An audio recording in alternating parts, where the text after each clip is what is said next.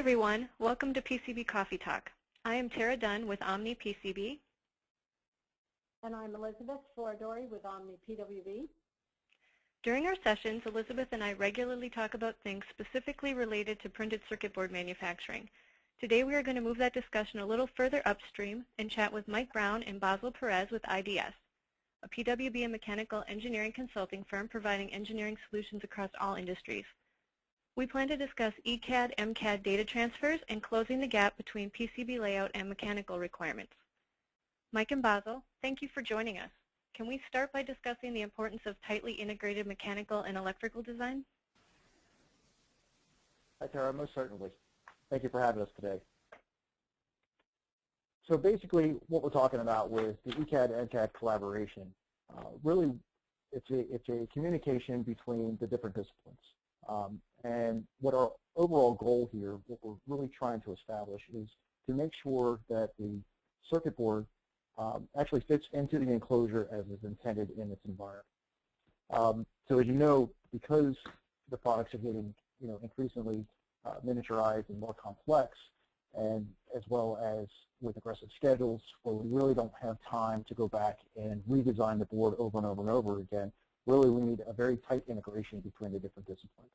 So really we have to have an efficient method of communicating between all the three major disciplines in the engineering environment, being electrical engineering, mechanical engineering, as well as the ECAD or PCB designer.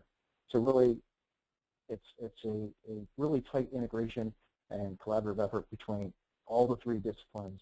And when you do this correctly, you have a nice process flow from front to back, back to front. So there's really a good method for checking and validating your design well before you get into fabrication and much before you get into assembly.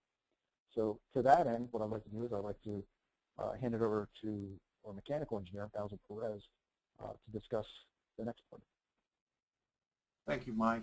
This particular slide summarizes that process flow that you speak of. What's being shown here in the rectangular blocks are the deliverables amongst the three primary disciplines involved in this process. As you can see, there is a bidirectional flow amongst the entities, all referring to a common library of components which each of the disciplines reference. In the end, the key to this process coming together is the tight integration and communication between the mechanical engineer and ECAD designer. Next slide, please. So what is this relationship? It involves MCAD and ECAD component build based upon the manufacturer's supporting drawings and model. Based upon that information, both the ECAD and MCAD designers create library components for the purpose of placing these components in specific regions of a printed circuit board to provide precise data.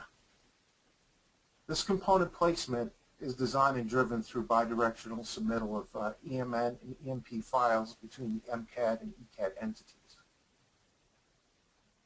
Next slide, please. So this process, or can you explain how it all works? of course. So to that end, what that was describing with respect to creating a particular model based on the manufacturer's drawing, this is an example on the left-hand side. We have what is typical of a manufacturer's data sheet. And in this particular case, we're referencing a connector. To the right-hand side of the slide, what we're looking at is we're actually looking at the connector as modeled in a 3D mechanical environment. As noted here, you'll see that it indicates that there's a component coordinate system. So that component coordinate system, there's an x-axis, a y-axis, and a z-axis. So basically, it uses the Cartesian coordinate system. And that coordinate system has to match between the different disciplines. It has to match between the mechanical model, and it has to match along with the ECAD footprint or ECAD model.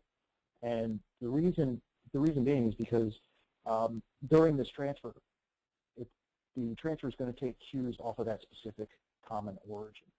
So in a lot of cases, you have your mechanical engineering team that is somewhat independent of that of the PCB designer, or perhaps maybe even the PCB designer, is outsourced, for example. They may not have an actual common library to speak of, but if they can get their models in sync, everything's going to key off of that particular common origin. The next part of the example, they go hand in hand with that. We're looking at the ECAD origin as it relates to the specific component. In this particular case, now we're talking about a common origin based upon the board outline. So on the left-hand side, you can see the board outline, and the actual ECAD coordinate origin is based in that lower left-hand corner down here. So that environment, the environment of the ECAD space or PCB design tool of choice, has to match the same coordinate system as modeled in the MCAD tool. So basically, your mechanical engineer or mechanical designer, he's going to go ahead and he's going to create the board outline, and it's really important when you have very complex geometries. Here we have a simple L-shaped board, but in the case you may have a board that has various cutouts and extremities and very odd shapes. ECAD tools, they're really difficult to draw on those type of features. However, in the MCAD environment, it's very simple, and that can be easily transferred as long as you're referencing a common origin. To the right-hand side, we still see that common origin in the lower left-hand side of the board, but now we're actually indicating in the center of the board the location of that actual connector that we referenced in the previous slide. Again, everything is referenced from a common datum, being the lower left-hand corner of the board, and then because of the MCAD model and the ECAD model are synced and using the common origin in this particular case, we can pick up that origin in the mechanical model, place it down, and that can actually be transferred in the ECAD database after everything has been listed together. So we have 100% confirmation at that point that the connector is placed accurately and it's going to fit in the overall system. So this is why we care. This is a bit more complex assembly than what we just showed on the previous slide. This particular board is a rigid flex board with basically 7 extremities of flex circuits and various extremities of, 7 actual rigid boards with various extremities of flexes. So really what we're trying to do here is we want to make sure that we can maintain the form and fit as the intended part needs to be. So in this particular case, we could bend the flex up. After what we've done is we've exported the EMN or our IDF file back to the mechanical engineer. At that point, he can take the overall board and bend it back up as it is intended. It's in its overall enclosure. From there, we can assess bend radiuses on the flexes. We can look at relative component height restrictions and interference checks from board to board, or a component to board, or component to component. In this particular case, if you were to look sideways through the stack of boards, you can see the relative distance of how much height you may have or how much of an air gap you have between each of the boards. And that comes into play not only for tolerance but also for thermal reasons. You want to check for that sort of thing. Thanks. Thank you. So what we have here is just this design. Once fit and form issues are flushed out, the design is then opened up to a larger audience for review.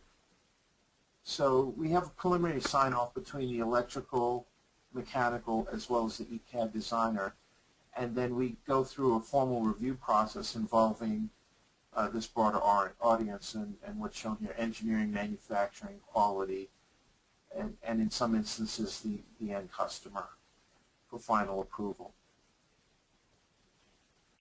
Does anyone have any questions at this point in time with regards to this process? Yes, I have a question. The engineering industry works with all kinds of tools, so being a service bureau must require you to work with several, if not all of them. Are the tools all capable of this process and data transfer? Well, Tara, we are exposed to many tools in the industry, and there are several. It's really difficult to maintain every possible tool set combination that's out there. However, a vast majority of your higher-end tools, mid to higher tier tools, they actually do have this capability of transferring, between MCAD and ECAD interfaces. can you give us any insight into the cost of these tools? With respect to cost, I'll leave that up to each individual tool set supplier. Some of the tools that we use at IDS are Cadence Allegro, OrCAD PCB, Mentor pads. On the ECAD front, on the mechanical front, we use SolidWorks. We use Pro-E or Pro Engineer, which also is known as Creo, as well as Rhinoceros. Again, I'll leave the actual cost of the tool to the specific manufacturer because each cost structure is different depending on the environment. However, I will say this about cost. Really, what's the price to pay as a company to build up your board, assemble it, go through the cost of fabrication, the cost of design, the cost of fabrication, the cost of assembly, the assembly of components, and only to find out that your board doesn't fit into the intended enclosure. Then you have to come all the way back to the beginning, back to the drawing board, so to speak, and basically redesign the product in order for it to fit. Nobody really has time for that anymore. That's not the way in today's engineering environment. Everything is so streamlined. Really, the best approach is to try to verify everything in a virtual environment before anything physical. So really, you have to put a cost factor on that. So what is the cost of respins?